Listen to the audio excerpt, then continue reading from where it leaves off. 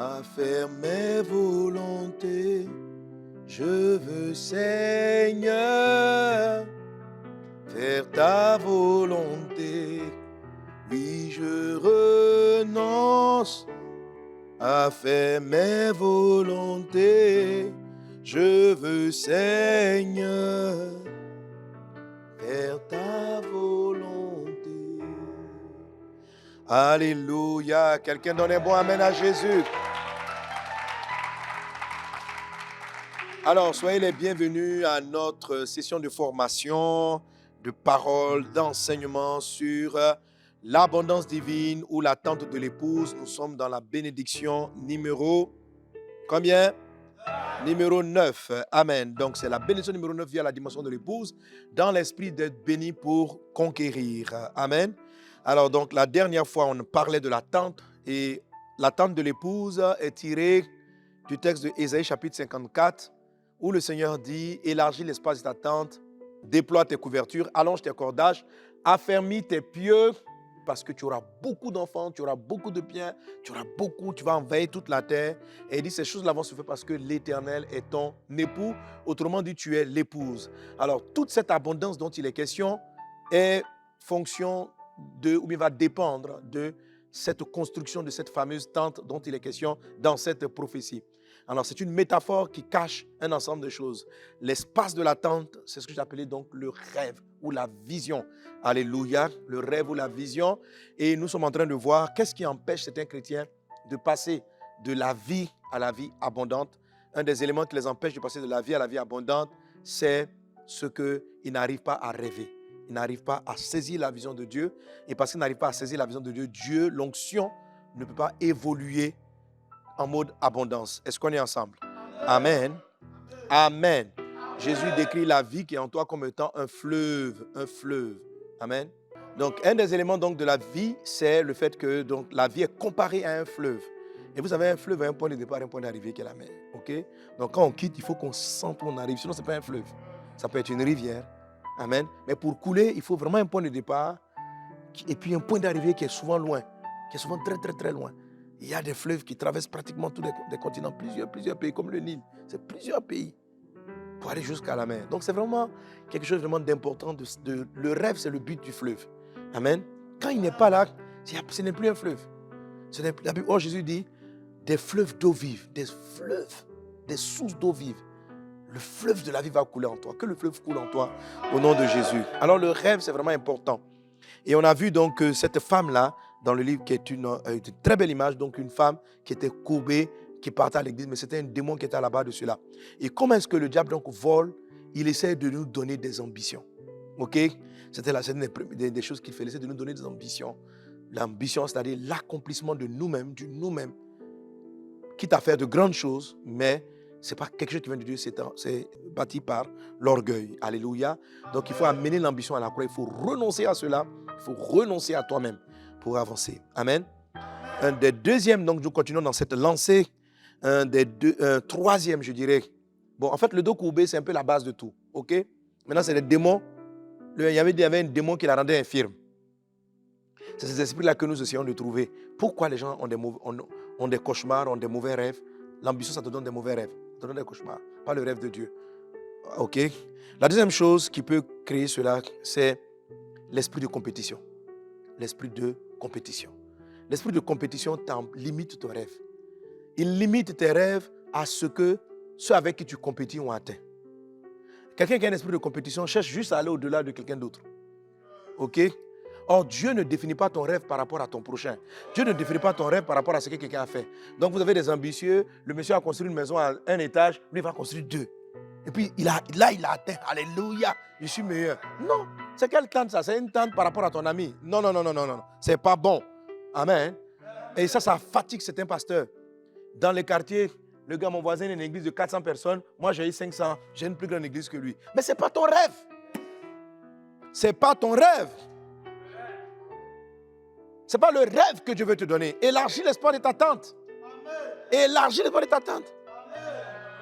Il faut faire très attention. Et Satan tue, il vole, il égorge des visions en mettant dans votre esprit un esprit de compétition. Il faut faire très attention, c'est la chair. Tout ça, c'est une forme d'orgueil. C'est une forme d'ambition. Le désir de dire que je suis meilleur que l'autre. Le désir que j'ai fait mieux que quelqu'un. Il prêche comme ça, moi aussi je peux prêcher comme ceci. Il guérit comme ça, moi aussi je peux faire comme cela. Il enseigne là-dessus, moi aussi je peux faire ça comme lui. Il vient de la jalousie. Bannissez ça de vous. 2 Corinthiens chapitre 10, verset 12. Nous n'osons pas nous égaler ou nous comparer à quelques-uns de ceux qui se recommandent eux-mêmes. Mais en se mesurant à leur propre mesure et en se comparant à eux-mêmes, ils manquent d'intelligence. Ne tombez jamais dans ces pièges-là. Les gens qui se recommandent eux-mêmes. Je suis le prophète. Je suis le meilleur prophète. Ils m'ont dit à ses élèves spirituels, dites que moi, là, il n'y a pas un meilleur prophète que moi. Ici. C'est-à-dire que tout leur esprit, je ne sais pas, souvent quand j'entends des personnes, je mets en garde et moi je parle souvent. Voilà. Une fois, je pose la question, mais j'ai dit, ça veut dire quoi? Pourquoi c'est quelqu'un dit, j'ai entendu quelqu'un dire le prophète numéro 1. C'est l'esprit de compétition. Que vous prophétisez, mais moi je suis meilleur que vous. C'est l'esprit de compétition. Vous enseignez, mais je suis le meilleur. Il y a église, mais j'ai la plus grande église. C'est une phrase, quand les gens me disent, oh, quelqu'un a la plus grande église, ça me fait mal même. Tu vois? C'est une phrase, on vient vous la donner, et même quand elle va devenir vraie, ne l'acceptez pas. Parce que quand vous allez commencer à grandir, les gens vont vous féliciter. On vous dira, ah, c'est une des plus grandes églises d'Abidjan. C'est ce qu'on dit aujourd'hui, c'est une des plus grandes églises du pays. Et si c'est quelque chose avec lequel, si vous acceptez, ça ne vous peut pas empêcher les gens de vous le dire, mais si vous avalez ça, vous venez d'avaler un poison. Le voleur vient de vous empoisonner. Il va détruire la vision. Parce que ça te met directement en compétition avec les gens. Ça te met directement en disant, bon, il ne faut pas que quelqu'un me dépasse, il faut que je sois toujours le meilleur. Et dès l'instant où tu es empoisonné, les actions que tu vas faire ne seront plus conduites par le Saint-Esprit. Amen. Pour dire que je suis le meilleur, j'irai faire des évangélisations. Si par exemple un gars a fait tel miracle, je vais vouloir démontrer que moi aussi, je peux faire le même miracle. Je vais commencer, il a prophétisé comme ça, je vais vouloir démontrer que moi aussi, j'ai un don de vision et de révélation équivalent. Tu vois, dès l'instant où tu rentres dans cet esprit, tu n'es plus en train d'écouter Dieu et tu vas te perdre. Tu vas te perdre. Donc, toute pensée qui vient vous comparer aux autres, prenez-la comme étant le diable qui est en train de vous parler. Tu as écrit plus de livres que cette phrase-là. Tu as fait mieux que. Tu as fait plus que. C'est une semence du diable. Quelqu'un donne un bon amen. Ça, c'était la troisième amen ou la deuxième dans l'ensemble. Ok? Une autre chose qui peut tuer votre rêve, c'est le conformisme. Le conformisme, c'est le fait de vouloir faire comme. C'est pas que je veux faire mieux, mais je me conforme. Comme tout le monde est comme ça, moi aussi, je ne vais pas essayer de faire plus. Comme tout le monde est comme ça, je ne vais pas essayer d'en faire plus. Je ne vais pas essayer de faire mieux. Ok? Romains chapitre 12, verset 2. Romains chapitre 12, verset 2 dit, ne vous conformez pas au siècle présent, mais soyez transformés par le mouvement de l'intelligence afin que vous discerniez quelle est la volonté de Dieu. Amen.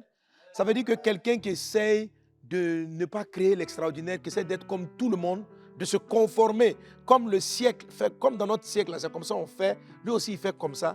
Vous savez, une vision large est quelque chose de surnaturel. C'est quelque chose d'extraordinaire. C'est quelque chose qu'on ne voit pas. Il faut que tu rêves ce qui est anormal. Les rêves qui viennent du ciel sont extraordinaires. Ils sont anormaux. Ce sont des choses souvent qu'on n'a jamais vues. Parce que Dieu est illimité. Et dans l'épouse, une épouse doit voir comme son mari. C'est-à-dire les choses, parce que notre époux, il va nous faire des choses qu'on n'a jamais vues. Dieu a tellement de choses à révéler sur la terre. Et l'épouse qui est son aide doit les révéler. Est-ce qu'on est ensemble? Alléluia. Alors quand tu te conformes, quand par exemple, tout le monde construit des temples comme ça, toi tu fais ça pareil. Tout le monde fait comme ça, tu fais ça pareil. Que tu te conformes. Conformer, ça veut dire prendre la forme, prendre le moule. Tu n'as rien d'unique, rien de différent.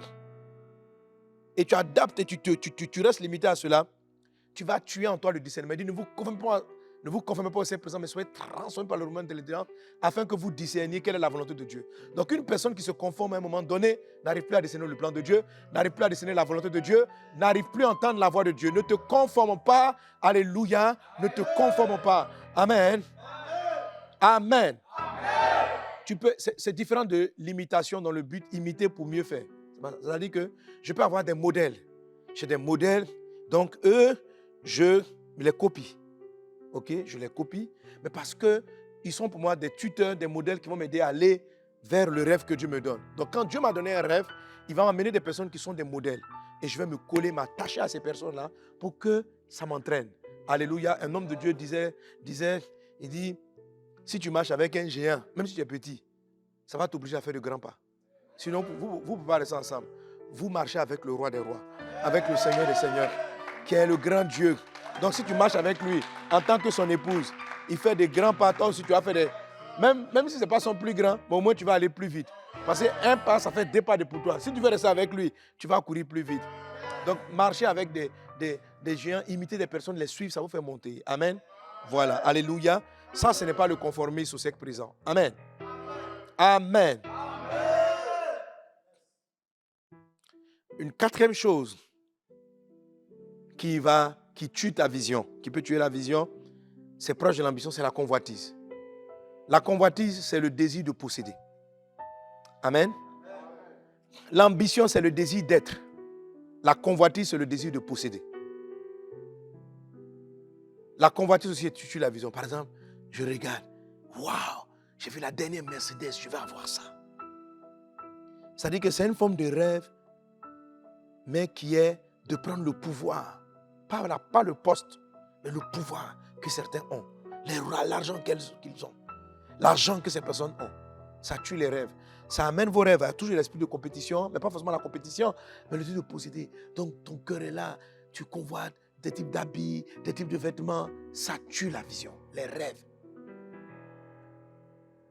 Bannis de ton cœur la convoitise au nom de Jésus-Christ. Amen. Un 5e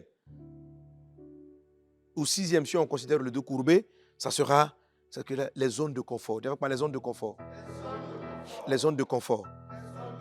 Alors, vous voyez, le conformisme et puis les zones de confort ont un autre élément en commun qu'on appelle la peur.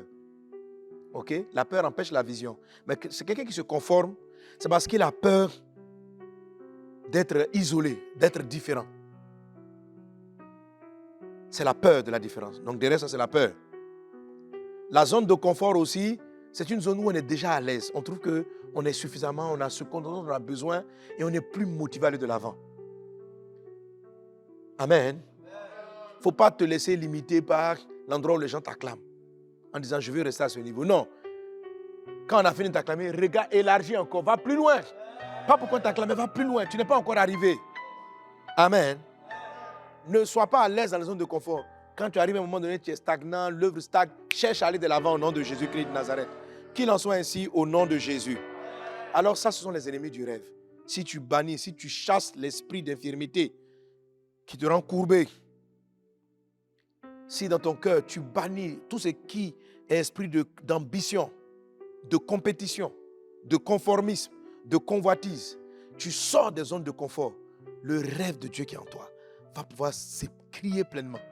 Il est déjà en toi, mais il est comme pollué par tes ambitions. Il est comme pollué par la convoitise de la chair. Laisse le rêve de Dieu se manifester. Amène toutes ces œuvres-là à la croix de Jésus et tu saisiras la victoire au nom de Jésus. Quelqu'un donne un bon amen. Alléluia. Gloire à Dieu. Que le Saint-Esprit t'accorde le rêve. Que l'Esprit du Seigneur t'accorde le rêve. Amen, amen, amen. Maintenant, un des éléments importants pour le rêve, dans le livre de Philippiens chapitre 3, verset 14, l'apôtre Paul dit ceci. Je cours vers le but pour remporter le prix de la vocation céleste de Dieu en Jésus-Christ. Je reprends verset 12, pardon. Il dit, ce n'est pas que j'ai déjà remporté le prix ou que j'ai déjà atteint la perfection, mais je cours pour tâcher de le saisir, puisque moi aussi, j'ai été saisi par Jésus-Christ. Frère, je ne pense pas l'avoir saisi, mais je fais une chose. Voilà, je voulais commencer par le verset 13, donc il faut marquer plutôt le verset 13. Mais je fais une chose, oubliant ce qui est en arrière et me portant vers ce qui est en avant, je cours vers le but pour remporter le prix de la vocation céleste de Dieu en Jésus-Christ. Alléluia. Amen. Paul oublie ce qui s'est passé, c'est-à-dire les victoires passées. Il rend grâce à Dieu, il bénit le Seigneur, mais il y a quelque chose encore de plus grand. C'est ça l'esprit d'élargissement. Celui qui élargit sa vision, c'est quelqu'un qui, même quand il a obtenu une réussite, un succès, il dit merci Jésus, mais oubliant ce qui est en arrière. Les personnes qui n'arrivent pas à élargir leur vision, ce n'est pas qu'ils n'ont pas de rêve, Il peut avoir un rêve, mais il reste trop longtemps collé à ses succès passés. On est parti en Haïti, gloire à Dieu. C'était la plus grande croisade de ce pays. Il y avait plus de 50, 60 000 personnes, 50 000 personnes présentes. Waouh! Mais un jour, la croisade est finie. Amen. Tu ne vas pas aller faire ça demain encore pour monter sur ton CV. On dit, qui es-tu? L'homme de Haïti. Qui es-tu? Jusqu'à 10 ans plus tard, l'homme de Haïti. L'homme de Haïti. L'homme de Haïti. Sa référence, ta pièce d'identité devient ton passé. C'est pas bon.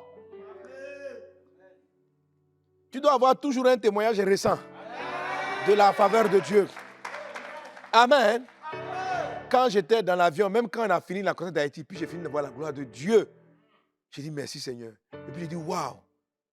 En même temps le lendemain, j'ai dit what next? C'est quoi la suite? C'est quoi la suite? Tous les grands visionnaires, ceux avec qui Dieu fait des grandes choses. Dernièrement, vous savez qu'un modèle pour moi, c'est le Bishop Dag. Tu sens toujours qu'il est en train de poser la question, c'est quoi la suite? Quand tu penses qu'il a fini d'écrire des livres, c'est pas, il a plus d'une centaine de livres. Tu penses qu'il a fini, ou bien une soixantaine, 90, il y a encore quelque chose. Alléluia. À un moment donné, il avait construit une des plus grandes églises au Ghana. Quand on te parlait de Kodesh, on dit une grande église qui prend des milliers de personnes. Wow. Le jour où je suis arrivé la première fois dans la salle, j'ai dit, c'est pas croyable. C'était la seule église de cette taille qu'il avait. Aujourd'hui, je ne sais pas, peut-être des églises comme de cette taille-là, il en a une cinquantaine ou une centaine. Et ils sont en train d'aller seulement. C'est-à-dire que, après maintenant, aujourd'hui, les gens ont été émerveillés par le temple. Après maintenant, on est émerveillés par le campus qu'on appelle campus Anakazo, qui est toujours en train de s'élargir. Il achète tout le temps des terrains. Il oublie ce qui est en arrière-recours vers. À un moment donné, il était avec les vieux, il dit non, que lui veut de nouveaux rêves. Donc il est parti commencer une nouvelle église avec les jeunes. Ça, ce sont les gens qui élargissent leur vision. Si tu t'arrêtes sur tes visions passées, si tu n'oublies pas ce qui s'est passé, tu vas arrêter la vision. Maintenant, dans oublier ce qui s'est passé, il y a les blessures passées aussi. Ce n'est pas seulement les succès passés. Paul dit, j'oublie ce qui est passé. Victoire passée, blessure passée. Il faut savoir pardonner aux offenses, pardonner aux choses. Parce que si tu ne pardonnes pas à un moment donné, tu ne vas plus rêver. Tu vas commencer à te battre pour te venger et ne plus rêver pour atteindre ton but. Que cela ne soit pas ton cas au nom de Jésus. Alors, amen. Quelqu'un qui sait oublier ce qui s'est passé, se porte de l'avant, va élargir l'espace de sa tente. Alléluia. En fait, la vision vous est naturellement donnée par le Saint-Esprit. Mais ce sont ces genres de choses-là que le voleur essaye de mettre en vous pour vous empêcher de passer à l'abondance divine. Donc, les ressources, l'abondance, la richesse d'un chrétien est limitée par la limitation de ses rêves. Ok? Plus loin tu rêveras, plus loin tu iras. Amen, amen, amen, amen. Gloire à Dieu. Deuxième chose dans la tente, il dit, amen, déploie la couverture. Dis avec moi, déploie la couverture. Déploie la couverture. Alors, la couverture, c'est ce qu'on va prendre pour couvrir maintenant l'espace qu'on a vu. Amen. Autrement dit, c'est toutes les actions qu'on va mener pour que ce qu'on a vu, on va commencer à bouger, pour commencer à l'atteindre. C'est le travail qu'on va faire sur soi pour pouvoir l'atteindre. Amen. Pour adopter la forme qu'il faut. Alléluia. Dieu a créé le ciel et la terre, il avait le projet de faire l'homme. Et vous savez, dans le livre de la Genèse, un texte que j'aime lire souvent, la Bible dit que, Genèse chapitre 2, verset 4, « Voici les origines des cieux et de la terre, quand il fut créé, lorsque l'Éternel Dieu fit une terre et des cieux, aucun abus des champs n'était encore sur la terre et aucune herbe des champs ne germait encore, car l'Éternel Dieu n'avait pas fait pleuvoir sur la terre et il n'y avait point d'homme pour cultiver le sol. Mais une vapeur s'éleva de la terre et arrosa toute la terre. » Amen. L'Éternel Dieu forma l'homme de la poussière de la terre et il souffla dans ses narines un souffle de vie et l'homme devint un être vivant. Verset 8. « Puis l'Éternel Dieu planta un jardin en Éden, du côté de l'Orient, et il y mit l'homme qu'il avait formé. » Alléluia. Alléluia. Amen. Alors, chers fils et filles, il faut savoir que la croissance, les milliers d'enfants, c'est Dieu qui les donne. L'apôtre Paul dit, j'ai planté, Apollos a arrosé, il dit, Dieu a fait croître. Dieu est celui qui fait croître. Dieu est celui qui va te donner l'abondance. Amen. Mais ici, on voit une chose. Dieu dit qu'il n'a pas fait pleuvoir. Il n'a pas donné la pluie. Il n'a pas donné le jardin d'Éden où il y avait l'abondance parce que l'homme n'était pas formé. Parce qu'il n'avait pas encore formé l'homme. Alors le mot formé est différent du mot créer. Le mot utilisé ici, ce n'est pas le mot créer. Le mot créer est en Genèse chapitre 20, en Genèse chapitre 1. La Bible dit que Dieu créa l'homme et la femme. Mais ici, il les a formés, c'est-à-dire il leur a donné la forme. Alléluia. Quand vous avez un rêve, il faut vous commencer à vous former pour l'atteindre. Il faut le former. Amen. Il faut se former étape par étape, mais il faut se former. Alléluia. Il faut commencer à travailler pour adopter la forme du rêve. Amen. Sinon, ça sera seulement une vue d'esprit. J'atteindrai ça, j'atteindrai. Il faut déployer la couverture. C'est-à-dire, qu'est-ce que tu vas faire pour couvrir cet espace? Quelle sera, si une fois que j'ai eu la vision, je vais aller concevoir la forme de la tente, la forme de la couverture. C'est ce qu'on peut appeler former. Amen. Alléluia. Et la formation, elle est donnée par Dieu même encore. Dieu va vous donner la forme. La Bible dit que Dieu a formé l'homme. Dieu va vous donner la forme. Le problème, c'est que beaucoup de personnes n'acceptent pas la formation. Ils n'acceptent pas la formation. Si tu rêves que tu acceptes la formation, tu connaîtras l'abondance. Si Dieu ne t'a pas formé, il ne va pas te donner parce que ça va te détruire. La formation va consister à te former à être humble. La formation va te consister à te former à savoir prendre en charge les brebis du Seigneur. Amen. La formation va te former à savoir parler, à savoir t'exprimer. Quand quelque chose n'est pas formé, ça veut dire que la chose n'a pas de forme. Elle est fragile. C'est comme de l'eau qui n'est pas dans un verre. La chose n'est pas utile. Quand l'eau n'est pas dans un verre, ça veut dire qu'elle est au sol. Tu ne peux pas la boire. Tu ne peux pas l'utiliser. L'eau est comme ça, l'eau est par terre. Tu bois comment? Tu as besoin de lui donner une forme. Soit d'utiliser un verre, de mettre là-dedans. Tu pourras l'amener dans ta bouche. Alléluia. Il faut que ce qui est fluide, la vie a besoin de circuler dans des formes.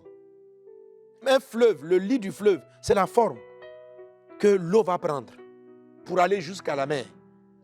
Pour que j'amène l'eau dans une rivière, d'une rivière à un champ, je vais former un canal, je vais creuser, je vais lui donner une forme pour permettre à l'eau de circuler.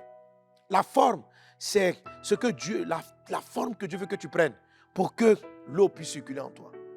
Est-ce qu'on est ensemble? Tu dois accepter de te former. Amen. Tu dois accepter la formation. Sinon, tu n'es pas en train de déployer. Donc, déployer sa couverture, c'est se former pour pouvoir assumer la responsabilité d'un environnement donné. Amen. Et la responsabilité va dépendre. Est-ce que tu es appelé à être, à ouvrir des entreprises dans le monde entier? Il faut commencer à dire, Seigneur, forme-moi. Je veux rentrer dans ton école. Et accepter. Cette formation-là, elle va se passer où Dieu va peut-être vous connecter avec des personnes. Donc, vous pouvez avoir des mentors qui vont vous former. Cette formation-là, le Saint-Esprit peut te dire d'entrer dans une école, dans une académie. Cette formation-là, elle va venir par certaines expériences que Dieu va te faire traverser pour te donner des leçons. Amen. Pour que tu sois le pasteur, le prédicateur qu'il faut. Vous savez, Moïse avait la vision. Moïse avait la vision. La vision de délivrer Israël. La vision n'est pas venue lorsque Dieu lui a parlé sur la montagne. La Bible dit dans les Actes des Apôtres que lorsqu'il est parti tuer l'Égyptien, il pensait que les Hébreux auraient compris que Dieu les délivrait par sa main. Il le pensait. Il le pensait. Amen. Mais quand l'autre Hébreu est venu lui parler, voici la phrase qu'il prononce. Dans le français, c'est écrit, il dit, qui t'a établi sur nous? En anglais, dans la King James, il a dit, who made you our leader? Ça veut dire, qui t'a formé comme notre leader? Donc, tu viens de quelle école? Est-ce que tu es capable de nous leader? La phrase, il ne dit pas dans l'anglais, who established you? Who made you? Qui t'a fait? Qui t'a fait? D'où viens-tu? De quelle école viens-tu? Amen. Amen. Alors, qu'est-ce qui empêche l'attente de se déployer? C'est l'orgueil. L'orgueil d'apprendre. Quand vous savez que vous allez loin, même vos amis, vous les voyez comme une manière d'apprendre. Chaque échec devient une leçon. C'est ça la forme. Chaque revers, vous le voyez comme une formation. Quelqu'un qui accepte, qui est orgueilleux, qui n'accepte pas de se former, quand il échoue en classe, il voit ça comme une défaite, que la fin du monde. Mon ami, ta vision ne s'arrête pas à la terminale. Donc, si tu as échoué là, il faut te former. Pourquoi tu as échoué, tu vas avancer. Amen. Tu bâtis une entreprise. Mon entreprise, elle s'est écroulée. Dans la vie, rien ne marche. Comment rien ne marche? Est-ce que tu sais où Dieu s'en va et toi? Ça là, ce n'est qu'une entreprise. Tu vas en gérer des milliards. Tu vas gérer des milliards, des milliards. Donc, tu as perdu. Il faut savoir, tirer la leçon de pourquoi tu as perdu 10 millions. Alors, quelqu'un qui ne tire pas les leçons, qui n'apprend pas, qui ne va pas se dire j'ai raté quelque chose, qui ne va pas tirer les leçons, ne peut pas déployer sa couverture. Parce qu'il se dit, bon, j'espère que la prochaine fois, ça va marcher. Mais si ça n'a pas marché la première fois, viens devant le Père. Pourquoi ça n'a pas marché?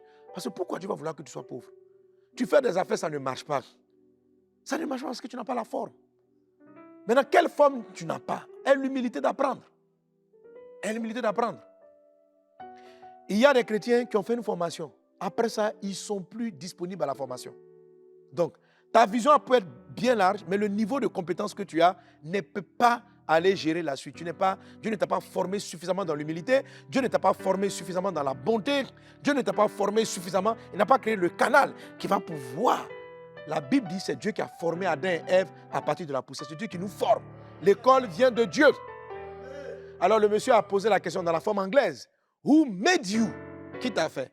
Plus tard, il est parti dans le désert. Maintenant, il pouvait répondre, God made me. God, je ne sais pas si vous voulez make me, je ne sais plus s'il faut dire make me ou made me. Dieu m'a fait. Amen. Dieu m'a fait. Dieu forme. Que Dieu te forme au nom de Jésus. Que tu acceptes l'école de Dieu au nom de Jésus. Sois humble, sois formé au nom de Jésus. Alléluia. Troisième chose donc pour vivre l'abondance, c'est déployer. Et il y a beaucoup de choses qu'on peut dire là-dessus que tu développeras dans cet ouvrage. Amen. Amen. Alléluia. Un autre aspect, que j'oubliais dans la couverture, c'est, comme je dis, la responsabilité. La responsabilité, c'est ce qu'on appelle élargir ton amour. Amen. Toutes les personnes qui sont en dessous. La vie divine fonctionne dans l'amour. Pourquoi? Parce que l'attente est une couverture. La Bible dit l'amour couvre une multitude de fautes. L'amour abrite les gens. La couverture vient pour abriter. Donc, c'est quoi la couverture? C'est la responsabilité qui arrive par la formation. Amen. Deuxième chose, c'est la couverture. La tente déploie la couverture, c'est une couverture. Il s'agit de couvrir. Couvrir quoi? Les faiblesses. Protéger des personnes des intempéries. Protéger tous ceux qui seront sous ta tente. Donc, il dit, je vais te donner beaucoup d'enfants, mais il faut les couvrir. Amen. Parce que le texte commence en disant, délaissé, tu auras beaucoup d'enfants. Mais fais la tente qui va les recevoir. Élargis la tente, mets-les, mais couvre-les. Ça veut dire aime-les. Ça veut dire paie-les. Ça veut dire encadre-les. Ça veut dire porte-les. Alléluia. Amen. Si tu veux connaître l'abondance, ne cherche pas simplement à atteindre des personnes, mais aime-les. Prie pour elles. Prie pour ces personnes. Veille sur elles. Couvre-les. Cherche à leur faire du bien. Cherche à ce qu'elles soient protégées des intempéries. Cherche à ce qu'elles soient protégées des animaux sauvages. Cherche à les protéger. C'est comme ça que vous connaîtrez l'abondance. La Bible dit Dieu a tellement aimé les hommes qu'il a donné son Fils unique afin que quiconque croit en lui ne périsse pas mais qu'il ait la vie éternelle. Jésus était dans cette dimension surabondante parce que Dieu avait aimé le monde. Parce que lui-même, il nous a aimés. Tu dois aimer les gens. Il faut aimer les gens, il faut les couvrir. Il faut penser à cela. Alléluia. Et tu verras que Dieu, amen, et tu verras que l'abondance va venir. L'abondance va venir. Parce que Dieu qui a donné son Fils pour sauver les personnes, si tu penses à tous les hommes, mais il te donnera tout. La vie du chrétien, qu'il soit un chef d'entreprise, un homme d'affaires, un pasteur, c'est sauver des vies. Il dit, les enfants là sont les enfants spirituels. C'est des âmes sauvées. Des âmes sauvées au travers de tes entreprises. Des âmes sauvées au travers de tes activités. Qu'il en soit ainsi, dans le puissant et précieux nom de Jésus. Quelqu'un donne un bon amen. Alléluia. Et puis il dit ceci, amen. Ne retiens pas. Allonge tes cordages. Ne retiens pas. Allonge tes cordages. Alors avant de lire cela, parce qu'on va finir cette session, je vais t'amener à lire un passage qu'on aime beaucoup, qui parle de la dimension de l'épouse. Je suis dans la dimension de l'épouse. Hein. Proverbe chapitre 31. Oui, je renonce à faire mes volontés.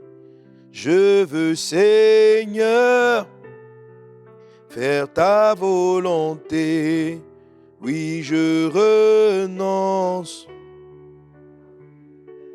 Amen. Alléluia. Alors, Proverbe chapitre 31, verset 10, à partir du verset 10 à 30, il a dit, qui peut trouver une femme vertueuse? Elle a bien plus de valeur que les perles. Et vous avez l'esprit à ouvrir mes yeux, il m'a dit, le rêve de Christ, c'est cette femme vertueuse. L'épouse de Christ, la femme vertueuse. Amen. Il dit, qui peut trouver une femme vertueuse? Elle a bien plus de valeur que les perles. Le cœur de son mari a confiance en elle.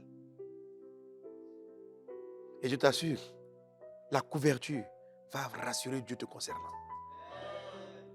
Quelqu'un qui pense, parce que le cœur de son mari, notre époux là, il pense à quoi? À sauver des vies. Donc s'il voit que tu es dans la même gamme, la même dynamique, son cœur sera pour toi, il aura confiance. Et il dit quoi? Quand c'est comme ça là, et les produits ne lui feront pas défaut, parce qu'il a confiance. Il va lui donner les ressources, il va te donner l'abondance. Quand il a confiance, lorsque tu prends soin, il dit les produits ne te feront pas défaut, l'argent ne te fera pas défaut, les ressources ne te feront pas défaut. J'ai écouté encore un homme de Dieu, le pasteur Paul Enitier, qui a construit le plus grand temple au monde. Plus de 100 000 personnes sous un dôme. Et déjà, je le suivais sur Internet et quand on a été orateur à un événement ensemble, et je l'ai écouté prêcher. J'ai vu quelqu'un qui aimait les hommes, qui aimait le... C'est-à-dire que il a fini même, la conférence, c'était une conférence de pasteurs, il a fini puis il a évangélisé même. Les pasteurs sont là, mais les évangélisés. Il dit, est-ce que pas... Il dit, on ne sait jamais où. Et je sais que j'ai fait des vidéos où il sort avec sa femme pour aller faire des plein air, dans les carrefours, il parle. Voir les gens sauvés. Et quand il parlait, vous imaginez son temple. C'est des milliards de milliards de milliards. Dieu lui a donné cela. Et dans son message, il parlait de son père spirituel, David et Odepo. Et quand tu le vois, tu sens que cet homme-là est comme ça. Parce que lui aussi, il prend son pick-up, il sort dans la rue et puis il fait ses plein air. Malgré qu'il est, chaque dimanche, près de 250 000 personnes qui viennent suivre le culte.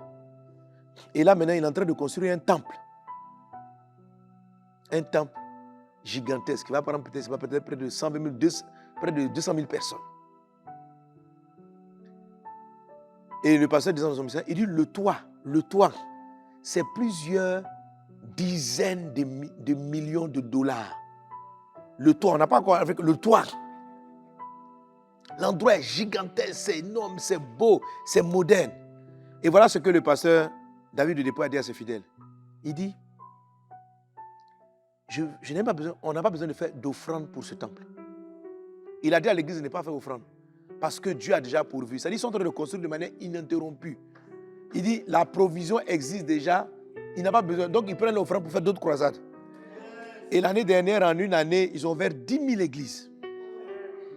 C'est le monsieur qui pense à sauver toute la terre, à ouvrir des églises partout. Regardez comment aujourd'hui il est en train de construire un temple. Sans même que les gens fassent des offrandes. Pour le temple. Dieu lui donne l'abondance sans limite. À cause de la couverture. Les produits ne font pas défaut à l'épouse vertueuse. Si les chrétiens à la dimension de l'épouse, les produits ne feront pas défaut. Verset 12. Elle lui fait du bien et non du mal. L'épouse de Christ. Amen. Fait du bien à Christ. On doit faire du bien à Jésus. Il dit, elle lui fait du bien et non du mal tous les jours de sa vie. C'est-à-dire chaque jour. Tu fais quelque chose qui plaît à Dieu. Mais il est content. Il dit quoi? Les produits. C'est-à-dire tout ce dont tu as besoin pour te faire. Tout ce que tu aimes là, je vais te donner. Et quand j'ai regardé le pasteur Paul Enitier, le temple qu'il a construit, en peu de temps. C'est pas un vieil homme. Le bishop David et Odepo ne sont pas des gens. C'est-à-dire que quand tu vois ce que Dieu a fait avec lui, et ce que Dieu compte, c'est-à-dire que déjà il avait une des plus grandes églises au monde. Et il est toujours en train de rêver de construire encore. Et ils construisent dans le monde, non seulement ils construisent ça, mais dans le monde, ils ont des temples impressionnants. Quelqu'un me disait qu'au Congo-Kinshasa, ils ont la plus grande église. Je dis, waouh! Un homme de son vivant voir ça. Mais c'est quel feu, l'amour des âmes. Prier pour les personnes, chercher la vie pour les autres. Ça fait qu'à un moment donné, quand Dieu a confiance en toi, c'est-à-dire il sait que ça ne va pas t'enorgueillir, tout ça. Il ne compte plus l'abondance. C'est ça l'abondance. L'abondance divine, ça vient de votre fardeau. Amen. Il te donne. La Bible dit Jésus est mûr de compassion. C'est-à-dire que quand il a vu les gens dans les problèmes, il avait de la compassion. Donc Dieu lui donnait les miracles sans limite. L'onction a augmenté. C'est pourquoi tu dois. Que Dieu nous aide. Verset 13, il dit elle se procure de la laine et du lin et travaille d'une main joyeuse. Elle est comme un navire marchand. Elle amène son pain de loin. C'est-à-dire à un moment donné, de loin, l'épouse vertueuse n'amène pas son pain proche. C'est-à-dire qu'à un moment donné, elle touche la terre entière et elle amène son pain de loin. Wow. Elle se lève lorsqu'il est encore nuit et elle donne la nourriture à sa maison et les tâches à sa servante. C'est une intercesseuse. Et quand elle monte en prière, elle donne, elle prophétise. Toi, fais ça. Elle parle le matin, elle parle aux choses. C'est une femme de prière. Elle pense à un chant et l'acquiert. C'est-à-dire, elle ne prie même pas. Elle pense. Et j'écoutais un homme de Dieu qui disait, c'est-à-dire que tu arrives à une dimension avec Dieu, la dimension de l'épouse, où Dieu n'attend même pas que tu pries. Il veut même t'empêcher de prier pour un sujet. Et il anticipe ton sujet, puis il te donne avec abondance. Je te vois entrer dans cette dimension au nom de Jésus. Je te vois entrer dans cette dimension au nom de Jésus. Parce que pourquoi? Parce que chaque jour, elle fait plaisir à son mari. Donc, à un moment donné, elle pense à un chant. Et puis, elle acquiert. Elle pense. Elle ne prie pas. Elle pense. Et le chant lui arrive. Elle pense à un projet. Le projet se réalise.